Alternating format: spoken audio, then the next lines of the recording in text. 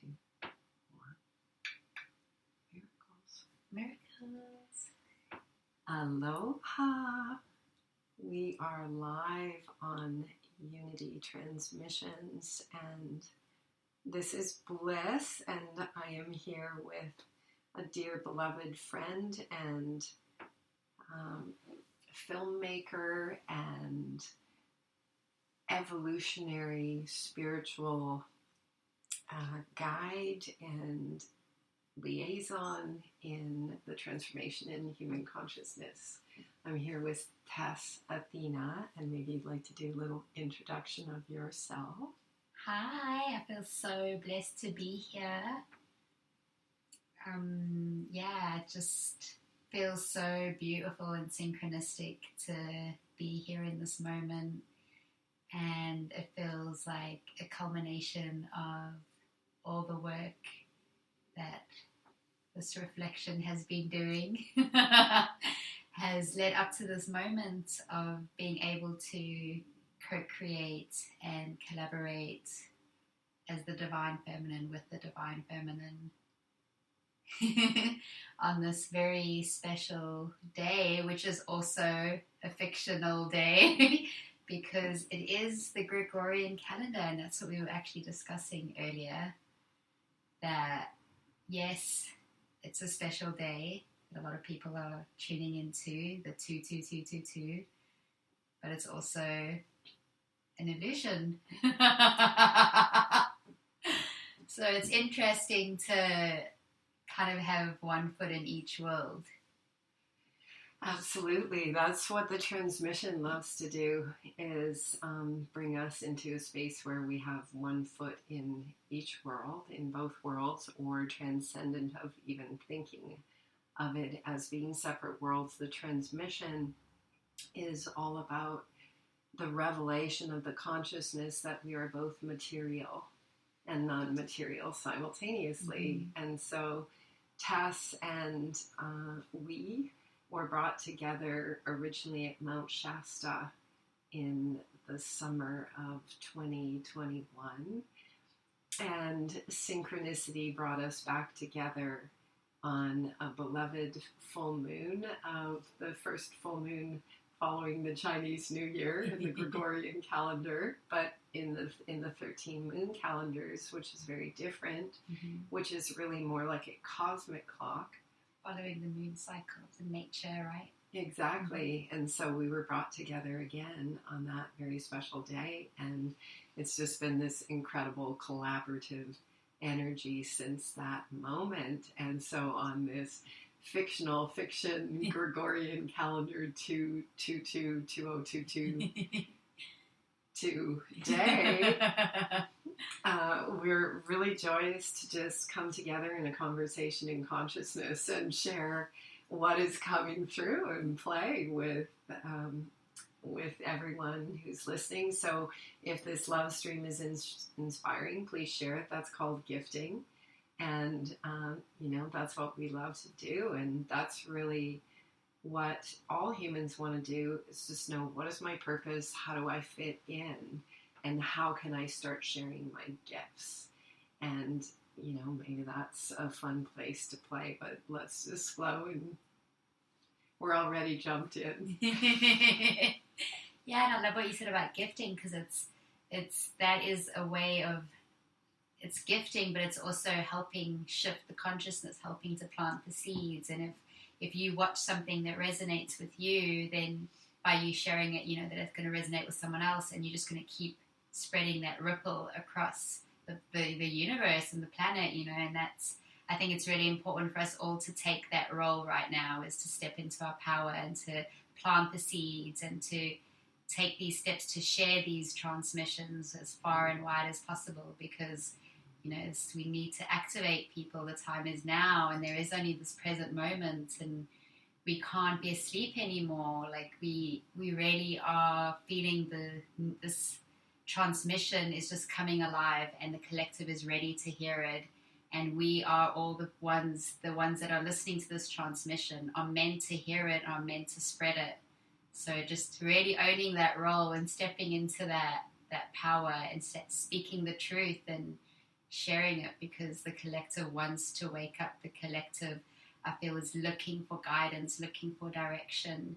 And, the ones that are the catalysts that are already awakened, we are the ones that are meant to be stewards for this awakening, and then sharing it with the rest of the collective is our duty, and why we've traveled so far to be here.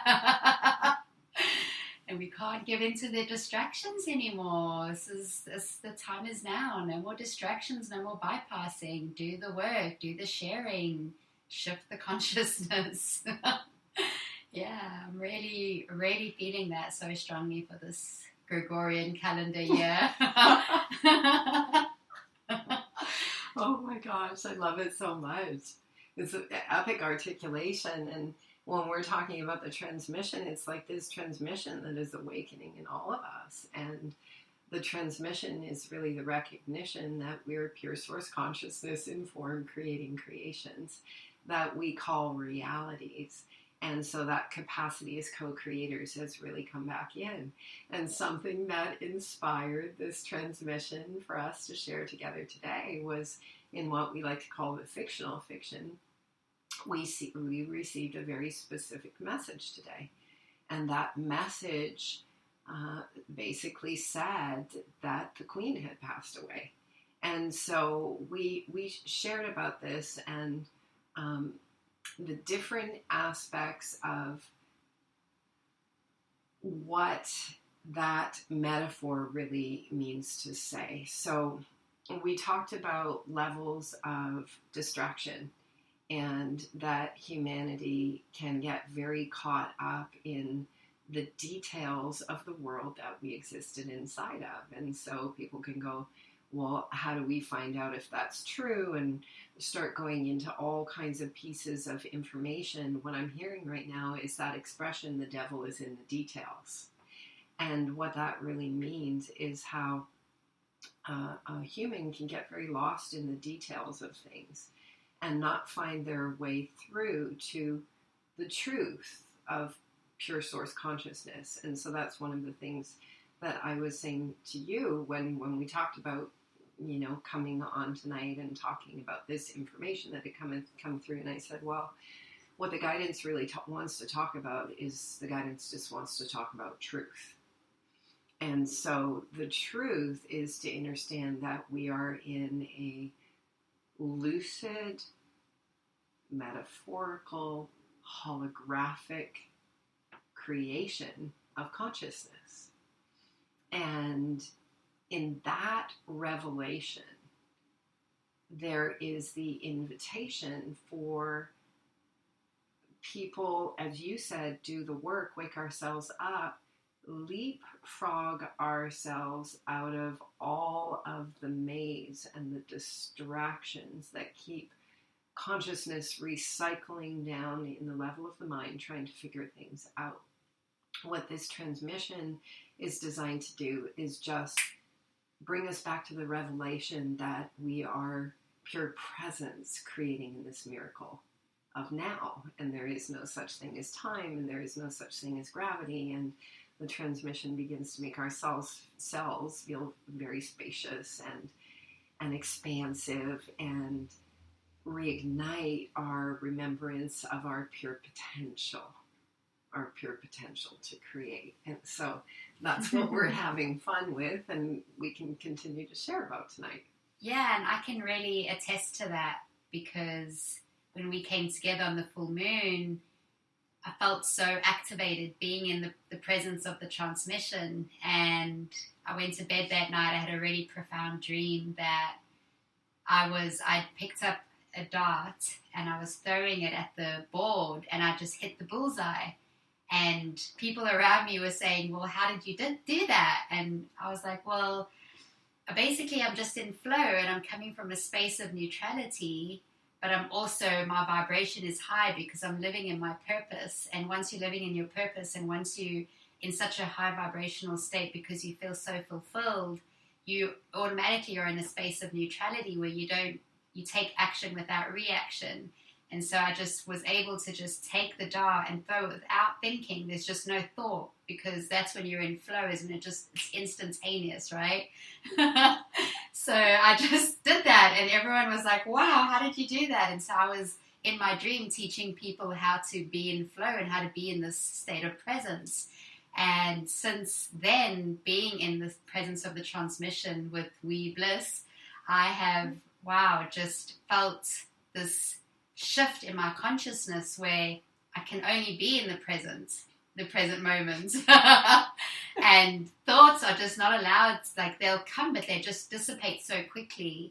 And it's been such a real gift to just really feel this pure divine presence take over me and to just live in the moment and to not have time or to not have anything else like influencing what we're doing. We're just like in the flow, and that's when you're in that present moment and in that flow, that's when the magic really happens. And it's been so activating and upgrading for me because I especially feel like I can never go back to what my old life was before this happened.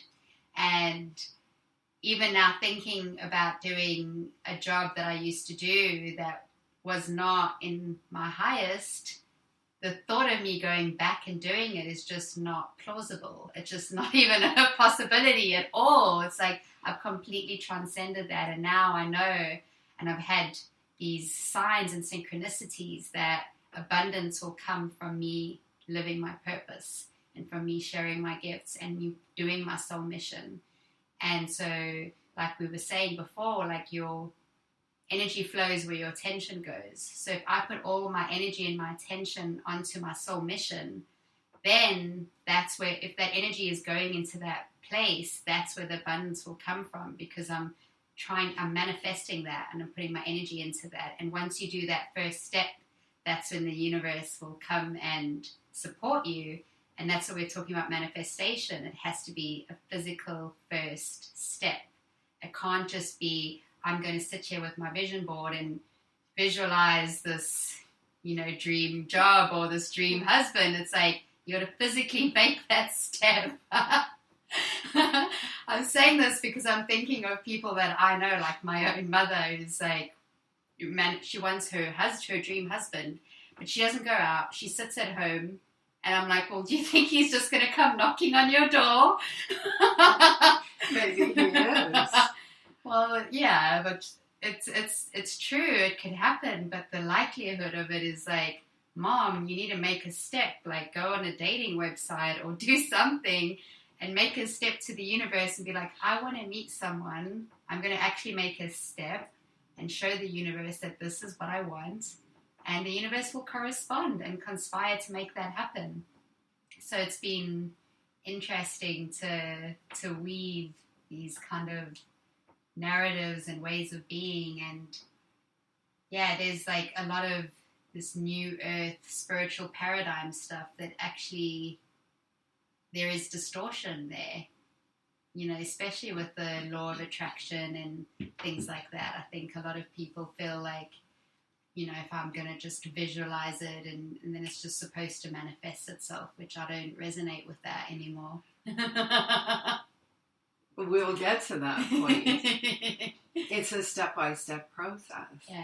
And what's accelerating now is our pure potential, because so many people have done the work to clear the wounds, to clear the corrupted DNA inside of ourselves. So we are beginning to attune as a perfectly attuned instrument, because that's really what our body is an instrument. So what I'm finding in my own pure presence is these codices are coming in to continually guide my consciousness to bring me closer and closer to that space of actual pure instantaneous manifestation. Like, think golden apple, produce golden apple in the palm of the hand in the space. So we were having a great share about this yesterday, where you were talking about, you can't just visualize it on your vision board. You have to take steps in the physical. And so if we were to invite the collective consciousness to recognize the mechanics step by step, it's kind of like the metaphor the guidance is showing is, this is kind of a funny metaphor, but it must be a strong one because I just got a huge energetic shiver on this and a huge energetic shift. So the guidance is showing us that when a hen or a chicken is in the garden and it's running around and its feathers and its wings are all kind of puffed up during the day, when it goes to roost at night, it begins to draw everything inward. So if you see a chicken or a hen in a chicken coop, everything is tucked in. And that's kind of the metaphor if we were to think about how manifestation and that journey of manifestation, that awakening of consciousness and the revelation begins to realize that we're the creators of our creation. So we have to begin to draw the energy in by clearing the corruption or clearing those unconscious parts of yourself. Like you said, it's just, it's time to wake up. It's time to do the work. And because it's happened in so many people inside of themselves, it becomes easier and easier for the collective to experience the transformation right here, right now.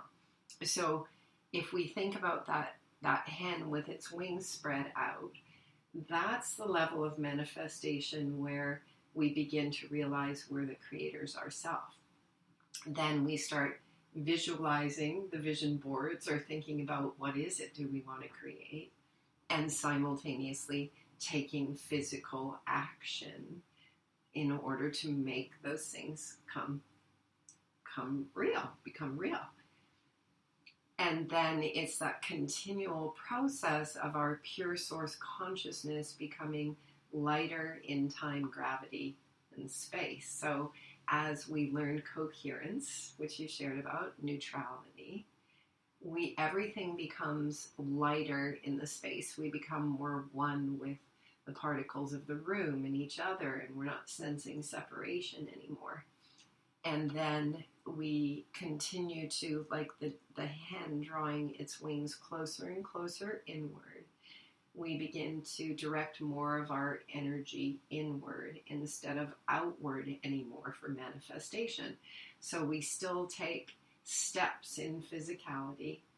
What I'm learning inside of myself is it's more refined steps, less physicality involved at all, to begin to come to that place of energetic awareness such that it's just a fine energetic attunement within this finely tuned instrument itself to be both physical and non-physical simultaneous.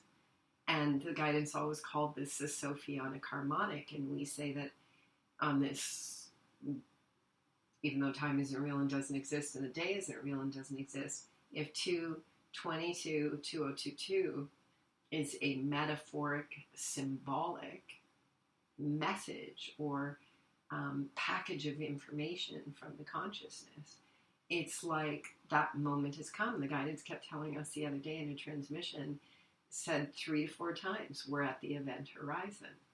So the event horizon is that miracle coordinate when the consciousness realizes that it is both physical and non-physical simultaneous. And that's when things become really fun. That's when the miracles happen. Yeah, because what I've also been tuning in is I'm feeling like the people that are currently still in their jobs, still doing the things that aren't serving them, and they're stuck in this fear, because there's a friend of mine that I've connected with since I've come here, and she's working a job that doesn't serve her, and it's really sucking her energy. She's feeling very stifled. She's feeling very like just pushed to the edge that she can no longer do it anymore, but she's stuck in so much fear that she can't let go of the security of that job because, you know, who's going to pay the rent? And I think that that's such a big piece for so many people out there. And So I've been trying to coach her about this, and there's certain people that will be like, I'm just going to take the leap of faith, and I'm just going to trust, and I'm just going to surrender, and I'm just going to do it. But then there's other people, I think, that don't have the courage to maybe make that huge leap. And so for them, I'm thinking that maybe they could, well, what I've been saying to her is, in her spare time, because she's a healer and I see her as a very powerful healer, that she needs to start putting and shifting her energy into the healing practice and just start doing it, in the evening, start doing it on the weekends, do it on your friends. And like, the more you start doing it, because it's what you're meant to be doing, the universe is going to support that. And because you're gifted, your friends will still start speaking to each other about it and getting more people to come, and she'll just start sharing it more and more and more. And eventually she will be able to quit her job and do the other thing full time. But it also comes to a sense of like, we have to get out of our comfort zone. We have to give up a lot of our comforts. We're so used to living in a certain way and having all of these things. Like, if we got back to living more simply and just living in a way that, you don't need all these things that we've been conditioned to believe that we need.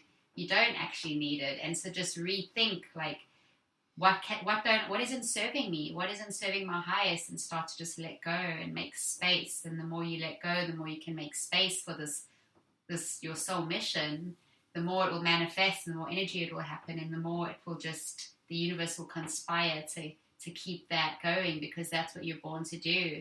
And then the people you're meant to meet and the places you're meant to go, everything will just start happening in a synchronistic way, because you're living in alignment with your purpose. And I think that that's really what's important for this year. And what I'm really feeling is like, this is the year. I know it's also a fictional fiction year, but I'm feeling in this time and space is that we really need to step into our gifts and share these. This is the time now.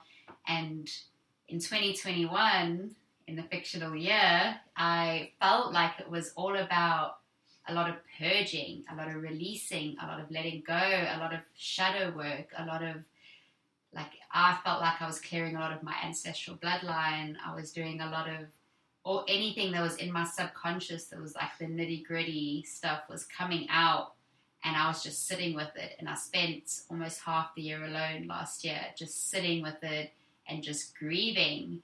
And I really loved what you said the first time when I saw you now again in this full moon, you said about we are made out of water. And so when we cry our tears, we are literally crying that we are letting go of that trauma. That's, you said it more eloquently than I can relate, but that I really related to that, because I was like, wow, I'm so grateful that I was sat almost all half of last year just crying and crying and crying, because I felt like I was literally letting go of these pieces of myself that were like holding me back.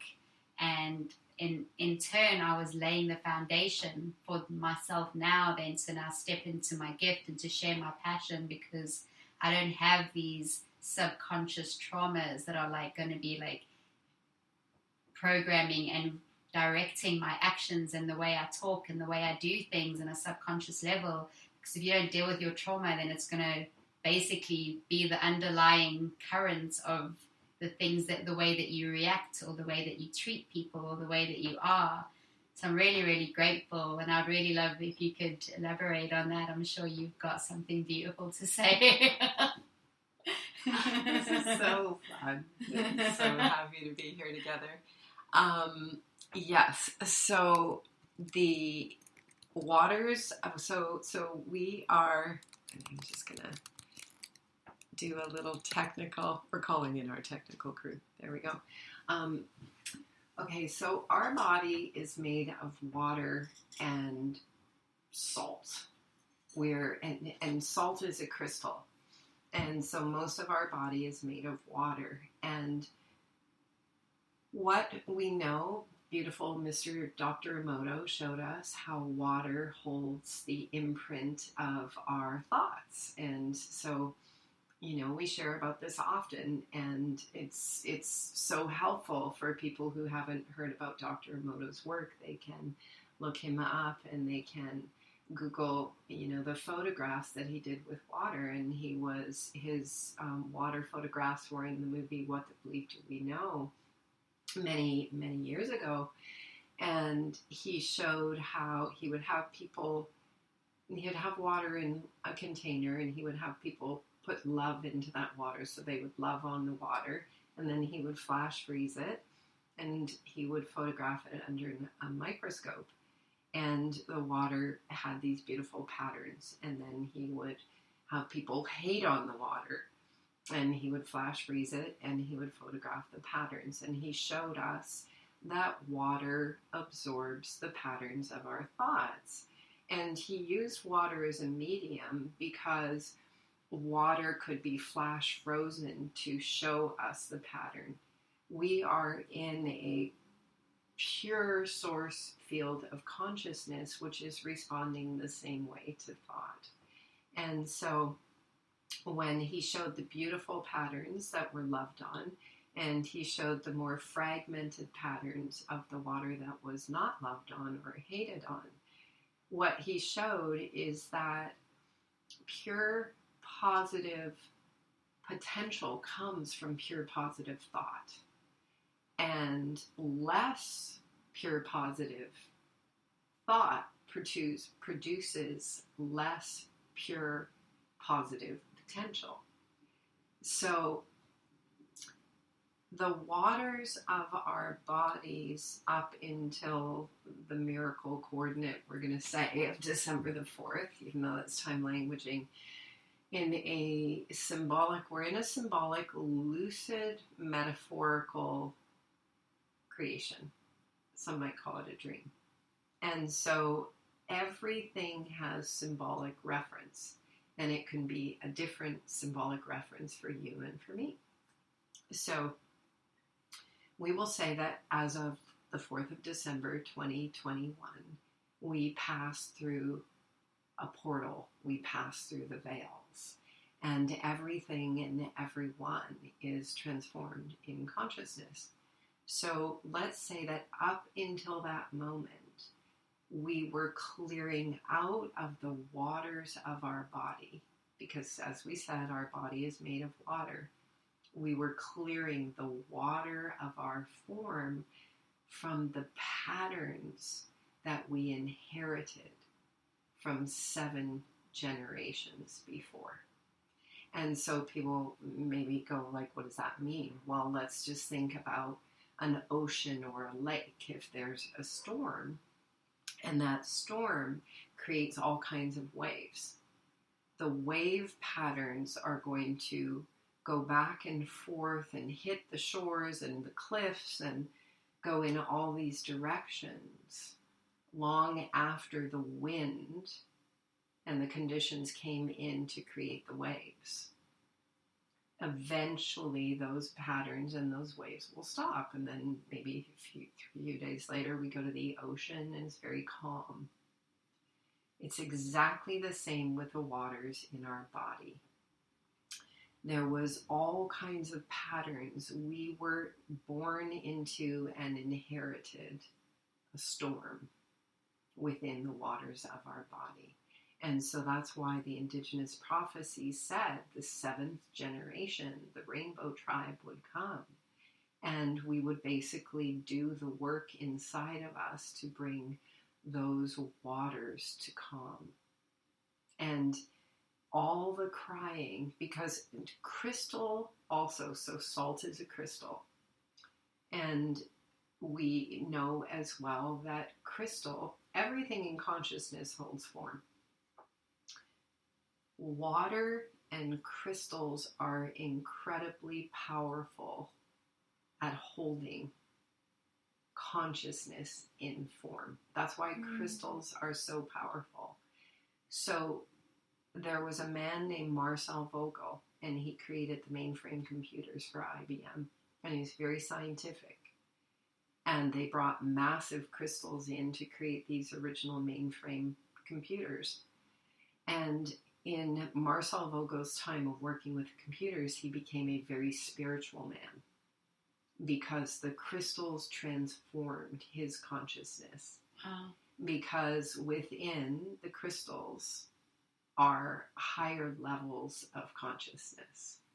And so Crystals can also be programmed to hold thought in form. So can a cucumber, so can anything. It's just that specific things in physicality have been very powerful at holding thought in form. So if we come back to the technology of our human body, which is made of water and it's made of minerals, the salt is the crystal. And there's other kinds of crystals, but the salt and the water are the most powerful ways to clear the form. To clear those waves, those wave patterns of all of those inherited, unresolved wounds that were passed down 7 generations. And so sweat, this is why people like to work out in sweat. And it's also why when a physical body is going through ascension, people get all these waves of heat. And the heat is purifying the form. It's part of physical ascension to go through big waves of heat that make the body sweat, because that heat is also purifying the patterns. The patterns are exactly the same as the waves. Inherited thought, behavioral patterns that are passed down are exactly the same as the waves on the surface of the lake. So when we cry, this is why science can show us that crying and tears brings forth all kinds of good endorphins in our body. This is why when someone allows themselves to cry, they actually feel better afterwards, because it's clearing patterns in the form. So what you said about spending half of your year by yourself and just a lot of tears, this is a really big piece for people to understand. As emotion rises to the surface, as we're going through this huge transformation, we're coming out of a fictional fiction that indoctrinated humans to believe that it was not okay or safe to express or emote emotion. Humans were very shut down. So we encourage people to feel safe, to know that as feelings rise up, they're literally a greater consciousness that is coming through us to push everything to the surface so it can be felt, seen, experienced, released from the body through the tears, through the sweat, through our capacity to feel safe to articulate with each other, to be held by each other in this great transformation that's occurring in the form. It's the caterpillar to the butterfly. And we have the opportunity to do this with conscious awareness and celebrate the process together. This is why the Hopi Prophecy, the Hopis who held the prophecy of the Great Transformation, said, when the time comes, you will ask yourself these questions. Are you in right relation? Do you know where your water comes from? Do you know where your food comes from? This could be a time of celebration. Push off from the edge of the river, which is everything that's falling away, including our ego, the psyche that we've existed inside of, and the entire duality play. Push off from the edge of the river. You spoke of your friend who's afraid to let go of the fear of where will the rent come from. Push off from the edge of the river. You said, let go of all the things that don't serve you anymore. This is what it means. And it takes courage to push off from the edge of the river. It takes courage if you think you don't know how to swim, to let go of the edge of the pool. But the edge of the river is falling in now. It's like when a flood comes, which is what's happening in human consciousness. is a flood of new consciousness is coming. So we know that when water floods the banks of the river, all of the banks of the river dissolve. They fall into the flood. That's exactly what's happening in us right now, is this flood of this great divine consciousness is infusing everything in form. So if we understand it, we can celebrate, as the prophecy said, push off from the edge of the river, keep your head above water, look around, see who is there with you, and celebrate. For this could be a time of celebration. The river knows its destination. The consciousness flowing through us knows its destination. It is informing us to cry. It is informing us to let go of that which does not serve. It is informing us to move towards that which does serve. It's informing us to open to love, because that is the river that is infusing each and every one of us. It's a higher vibrational energetic that as humans we would express as love, but it's not the love that we're taught about from Hollywood or the distorted relationships and family dynamics that were passed on. It is a cosmic love. It's a universal consciousness. And as you said, it's the miracle coordinate to wake up. So we share this so that our human family can celebrate and enjoy and go, oh, you mean I don't have to hold on to that job, that role, that responsibility, that personality. I can just come and be with all of you who get it. Let go of being Mr. Tough Guy, or let go of being, the responsible one that carries all the heavy burdens for the family of dysfunctional patterns and all of that stuff. There's nothing that can hold on to those who are willing to continually show up for ourselves and each other in a way that is curious, is collaborative, is fully present and open to the miraculous. That's what's come. If there was any metaphor for a day called 2/22/2022, even though time isn't real and days aren't real and don't exist, it would be exactly that. We're in the pure presence of the miraculous.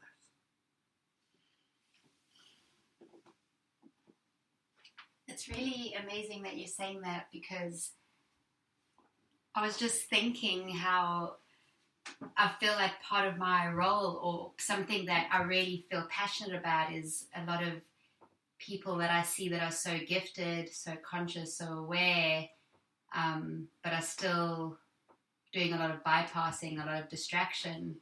And I get really like, a part of me is just like, come on, like, this is what you've come here to do. Like, why are you wasting your precious, beautiful time, even though time is an illusion, but you're wasting every moment, which is a gift. That's why they call the presence a present. It's a gift.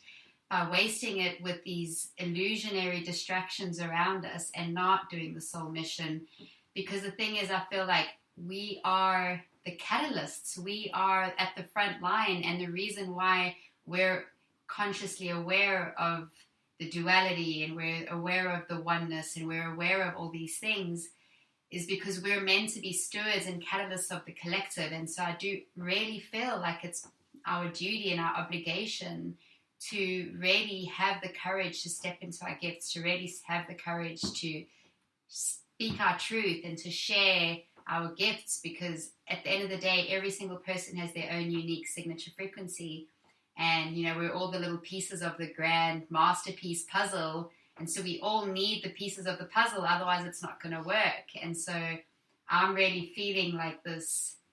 I want to encourage people to really step into their power and to really have the courage to do so, because we are the way showers, and it's up to us to do it first so that the collective can do it as well. And I really wanted to come back to the piece that you spoke about, the crying and the sweating, because an ex of mine, we broke up, and I feel like I was really crying and he was going to gym more. Which is, it's interesting to me, because if we're both releasing through our salt and our water, I always felt like the tears and the crying, I was actually feeling the pain of it, whereas with him, he was distracting himself with the being physical and the gym and the stuff. And so I'm just curious if there's like a difference, because I feel like in order to heal yourself and in order to going through a breakup, which was the hugest catalyst for me sitting in the grief and feeling all of this transmutation of my 7th generation bloodlines, and he catalyzed that within me, which I'm so grateful, was such a gift. Like, that breakup was the biggest gift that I could have ever been given in my life. It was a real initiation, and I really feel like pain is the biggest teacher, and it's where you learn to grow, is through your pain.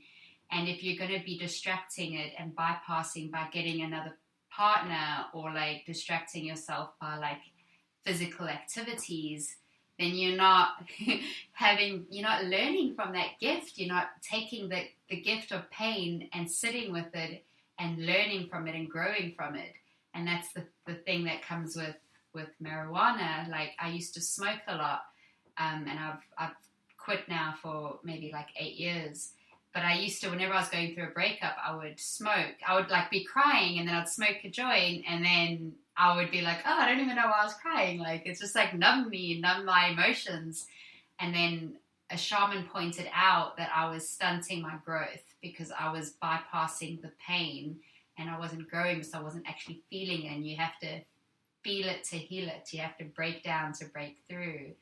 And so I'm just curious with the sweat and tears thing that you mentioned, because I was like, wow, we were both releasing it, but in different ways. And I just wanted to, if you could touch on that, that would be really awesome. Awesome. It was really I was like, wow, that's literally what happened. Well, and I super appreciate your transparency about the piece of shutting it down through cannabis. And this is a really important piece, because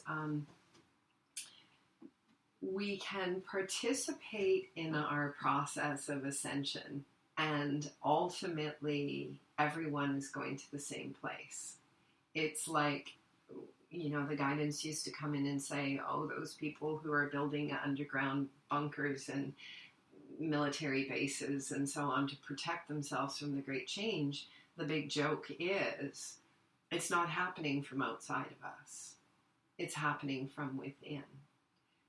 So each person has a unique path to unlock themselves from within. And whether we participated in it consciously or not, once a caterpillar turns into a cocoon, there's probably not a lot the caterpillar can do to stop itself from turning into a butterfly. So it's kind of a great cosmic joke, which is why the guidance always says, sure, we can resist it, but why would we? When we have all the information and all of the tools to bring us into a space inside of ourselves, inside of our cocoon, to actually experience the shift fully present. And so that's why we share a lot of tools about coherence and neutrality and so on.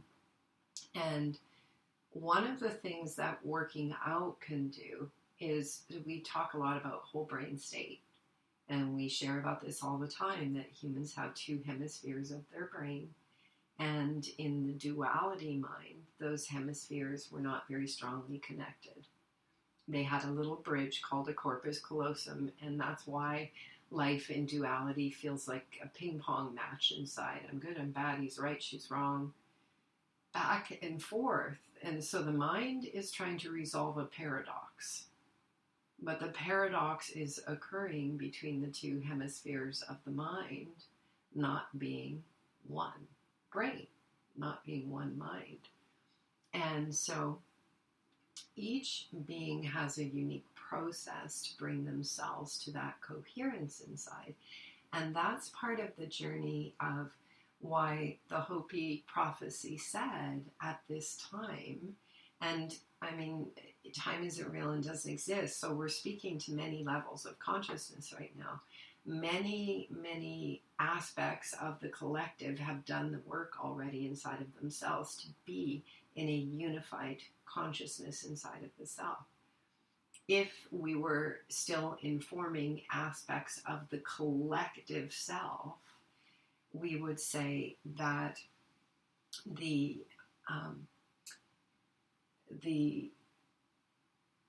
bonus, the benefit, is to find coherence inside of the self. And the prophecy said at this time, men and women would tend to live apart. And what that really says is that until one finds sovereignty inside of themselves, what is sovereignty?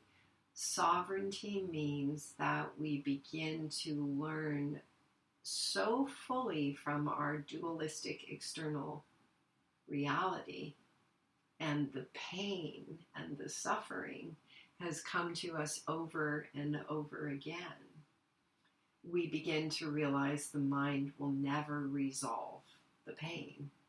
So we have to begin to bring new things into our life. And this is when people begin to become more conscious. They clean up their space. They learn meditation. They, trade one sport for another and go through this transformation in their life. So it's really important in relationships at this moment of awakening to recognize pain is pain. Pain is the same in everyone's life. My beloved, I have a dear family member who in the fictional fiction grew up in Mozambique during civil war and saw the worst of things.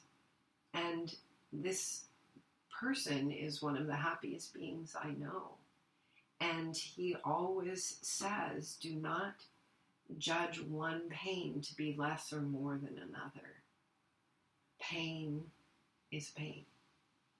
And so as there's been a lot of relationship transformation, a lot of people completing relationships, it's called breakup.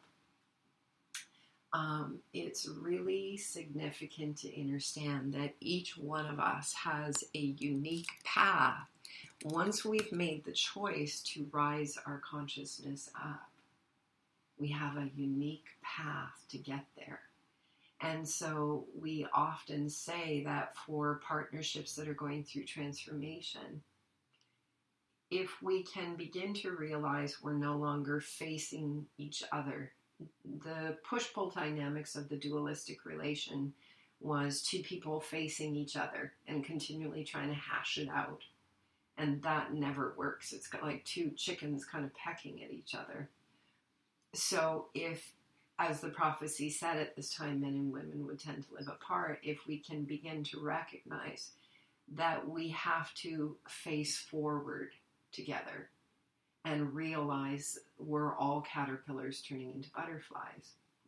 So we can go through the transformation in an incredibly loving way together. It's one of the things that the transmission comes through to give us codes and coordinates how to do this in a loving, honoring way with each other that is such an expansive experience together of love.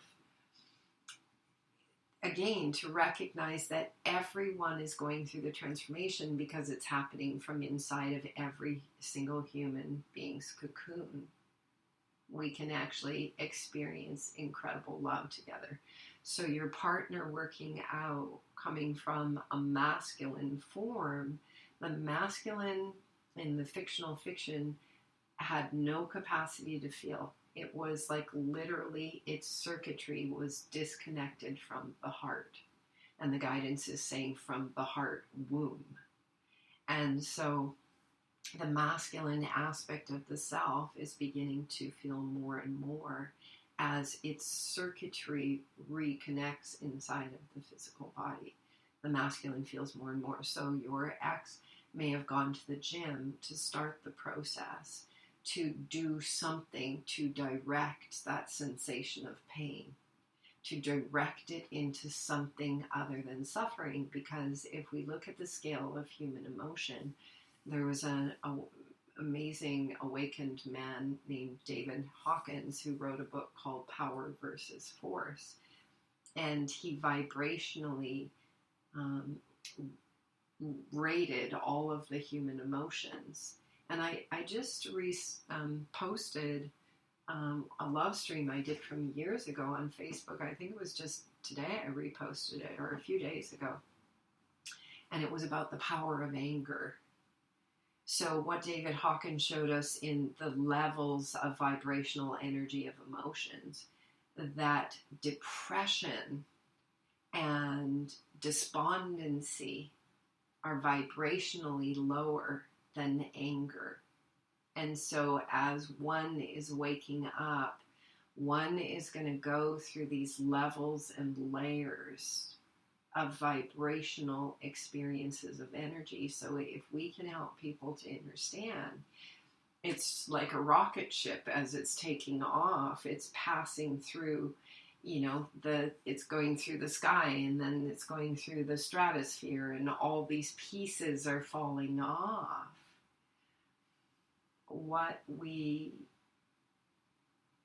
love to share with the collective is to understand, keep allowing yourself to go up. Don't lose the momentum as our consciousness begins to rise up.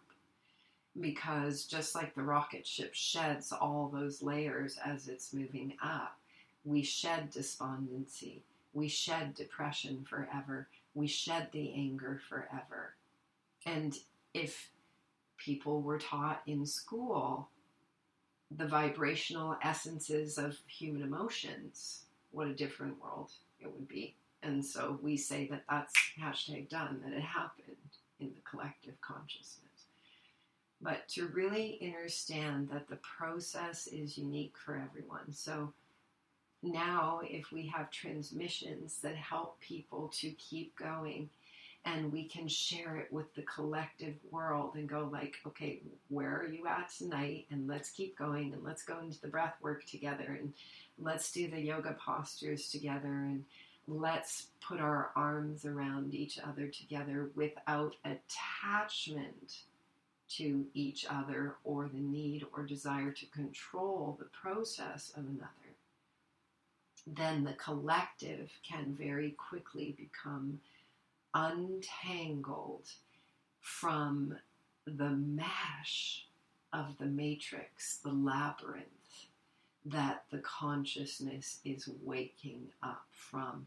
And we call this the Miracle Jubilee celebration, when we can share this information, when we can share this transmission with everything and everyone, even though it is going out to everything and everyone, because DNA is communicating non-locally. So where two gather, transformation comes.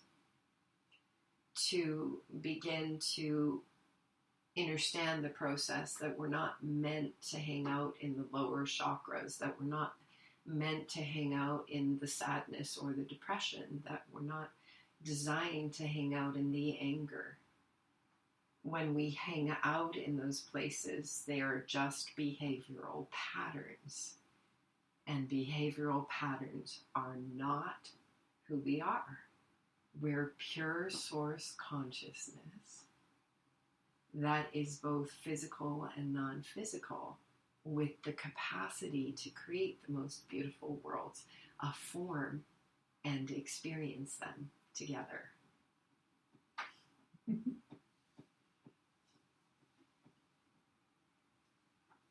I really resonated with what you said about not controlling and not pushing, because I think a big reason as to why one of the reasons as to why I experienced that breakup was because I was trying to push my ex to be a certain way. I was pushing him to act a certain way. I was pushing him to look at things that he didn't want to look at, or that he felt that he had dealt with. He was in this space of like, no, I've dealt with these things. I feel like I've completed them.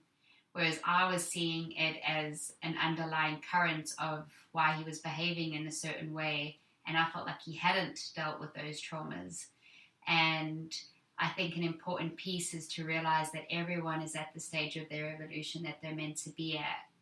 And there's a lot of division right now with people saying like, you know, the vax and the non-vax, and the like, why you should be thinking this way, and the people that don't think this way are lesser than, and there's a lot of like judgment, and there's a lot of like, I feel spiritual ego and us versus them, and more and more separation. And I feel like that's my breakup with him was a small microcosm of the larger macrocosm of people being very judgmental towards each other and trying to push people to see their point of view and to look through their lens and look through their filter.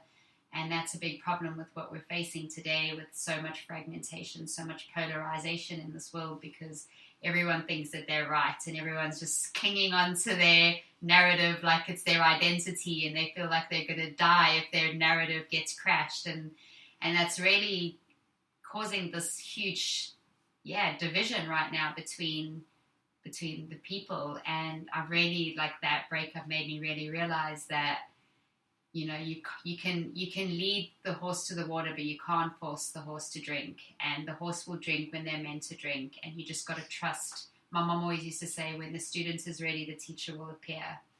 And to not push people to see the certain way or to look or to have a certain view, but to just, you know, plant the seed. You can have a very good discussion, say, this is what I believe in, this is what you believe in, but to not have a charge behind it, and to have a sort of neutral, like, this is kind of what I'm feeling and this is kind of what I'm feeling, and to have a discussion in that way. So you're planting seeds with each other, but you're not forcing your opinion on that person, and that you're not forcing that person to do or be a certain way that's going to fit the way that you feel is meant to be, or is the right way. And I'm really feeling like that's a really important piece, because that's why so many breakups have happened right now. If I think about my own little town where I live, nearly every single couple in this last year has broken up. Nearly every single one. There's only like less than a handful of couples that have stayed together. And those are obviously the ones that are really having that willingness. That's what we spoke about before, that willingness to do the work, or the willingness to sit in that uncomfortable place, because, you know, you can't force someone to do the work. And that's also a thing I think that I realized with my own relationship, is that I wanted just the willingness. I just wanted the willingness. You don't have to change or grow in this very moment. You just have to be like, I'm willing to have some self-reflection. I'm willing to look at things that are uncomfortable. I'm willing to look at, that's just so important. It's just that willingness. And I think that's a lot of couples have broken up because there's that lack of willingness, and there's this push and pull dynamic, and there's this forcing of like wanting their partner to be a certain way or to act a certain way. And I'm really just feeling like it's an important piece right now in the collective. And with this 2222 day, like, it's the year of divine union, and that's what's keeping us apart right now, is because we have this work to do by ourselves. And like you said with the Hopi Prophecy, we're meant to be apart right now, because there's work that we can't do as a couple, that we have to do separately. We have to work on ourselves, and once we do this work on ourselves and we reach a place of more of self-fulfillment and sovereignty, and we do the shadow work and we do all that work, then we can attract the person that meets us where we're at. And I think that that's in relationships, in couples, in work partnerships. It's all over the place. And I'm really feeling like divine union, not only within romantic partnerships, but we need the divine union within the collective for us to realize that we all want the same things. We all want joy and abundance and freedom and love and unity and peace. And we all want those things, and we have more in common than we have differences. And if people could just realize that and come to that realization, then we could really bring about a bigger, larger narrative of peace and not division and separation and us versus them and blaming and this huge polarization that we're in now. I'm really calling this year, this fictional 222 year, to be one of union, of us to come together. It's the togetherness is how we're going to achieve anything, and how we're going to, if we unite, we can really achieve anything. And I'm really calling that in for the collective this year. It's so beautiful. It's such a beautiful sharing. And as our consciousness goes through its personal transformation, this human body is profound technology.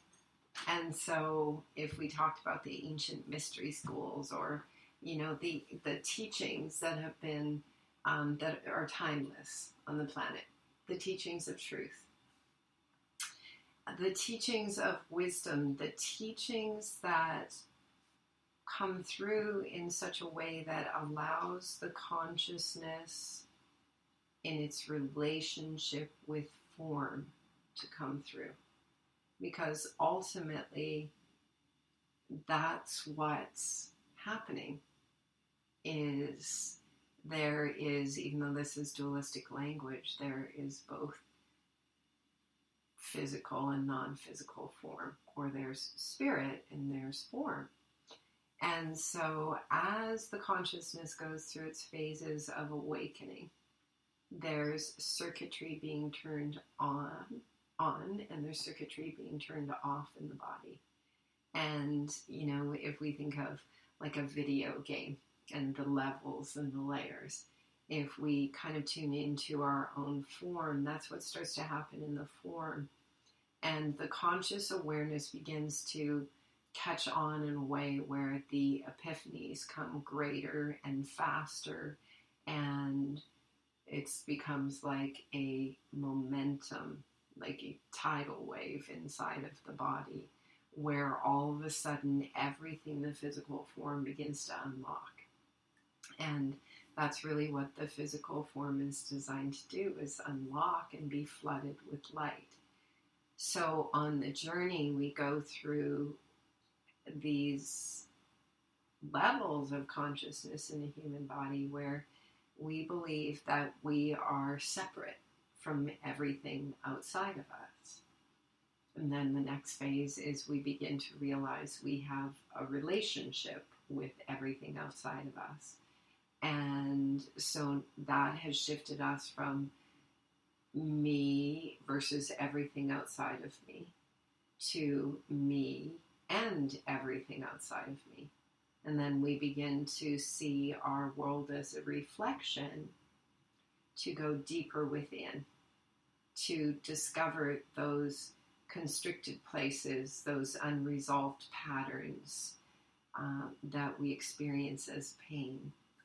We begin to be willing. The willingness is really always with ourselves to go deeper and deeper within. So then we begin to say, okay, well, this is showing up a lot, so maybe it's a mirror for me to look deeper inside of myself. So that's the next phase. And then once we start to open at that phase, we realize everything is an expression of the self. And so now there's no separation. There's just pure source consciousness in the room. And as we continue to clear levels of separation, we begin to realize that love is flooding the room.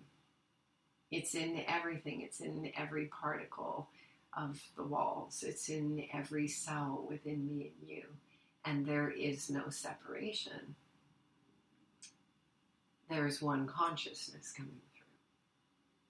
So from the egoic perspective of what we've been awakening from, there was, we could say we were inside a dream that projected itself into all of these different perceptions or different bodies, different personalities, different lenses to view itself from all these different places. The awakening from the dream becomes more and more clear that there is no separation, there's only one consciousness coming through. And so our relations are profound teachers in that awakening to continually soften what was once our primary perspective, that we were individuated beings competing with each other, survival of the fittest in a world of lack. As we continue to soften, and whether we choose to consciously or not, the transformation is coming through in such a way that it brings experiences to the collective, like a fictional condition called a virus. So for those who have already gone through the deep inner work, there's no effect from these greater waves of transformation and transfiguration that come through, that feel like illness, that feel like disease inside of individuated bodies, where the ego has still held on to the physicality. The Hopi Prophecy, we refer to this all the time. Jean Kimmy carried the Hopi cloth for the Hopi people for a period in time. And he wrote this beautiful piece called The Tipping Point. And he explained to us that Grandfather David told him the red hats would come from the east, small in number. And what that meant was that the Tibetans came, the Buddhists came, bringing the teachings of how to collapse the polarized mind back into neutrality. And so he said the red hats will come small in number from the east to bring us the teachings of the diamond mind. The biggest thing he said that would have to be resolved on the planet was the difference in the view of the Eastern teachings and the Western teachings. The Eastern teachings said that the divine is inside of me and you. The Western teachings of religion said the divine was an authoritarian God outside of me and you. And so what he explained in The Tipping Point is that that would be the biggest thing that would have to be resolved at a planetary level, is to understand that all of the instructions are inside me and you, and that the mind is actually a very powerful tool. So all of the instructions were given to us by the specific indigenous on a planet called the Earth.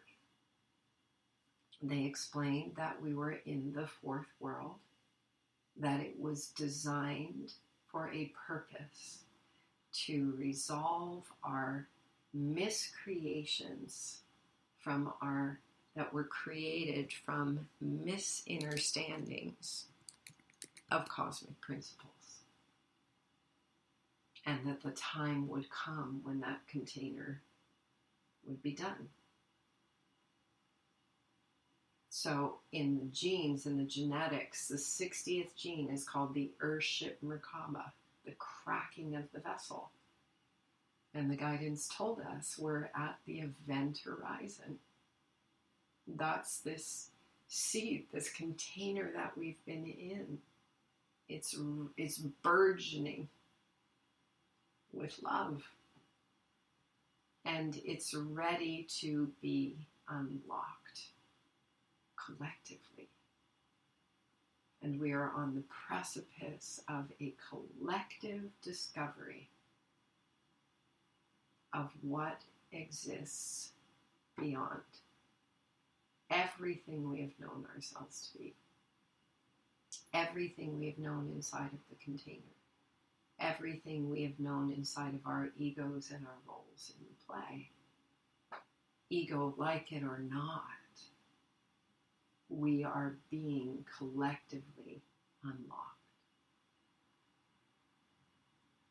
And so that's probably like a really perfect place to complete tonight's transmission together in our beautiful and magnificent collaboration. I was feeling that too. I was feeling a completion after that beautiful transmission. So eloquently and beautifully said. Thank we so much. Thank we so much. For everyone tuning in, we love we so much. And if this love stream is inspiring, please share it. That's called gifting. And continue to allow ourselves to celebrate together. To be open to free hugs. It's the most exciting times to be alive. I really, really feel it is such an honor to be here in this time, to witness this transformation, to be a part of this transformation, to be in service to the collective and to Gaia, and just really calling on all the stewards, all the people listening to this, to really believe in yourself, believe into the plan, step into your power, share your gifts, share the passion. That's where the magic happens. And the time is now. We can't play small anymore. This is really the time to really step into it and to shift the consciousness and to live the new earth with every step we take. That is how we create the new earth, by living it. So live it. It's so much fun. It's so great. The new earth and so much beyond. Thank we. Thank we. We love we. We love we. So much. So much. For everyone tuning in, we love we so much. 3, 2, 1. Miracles.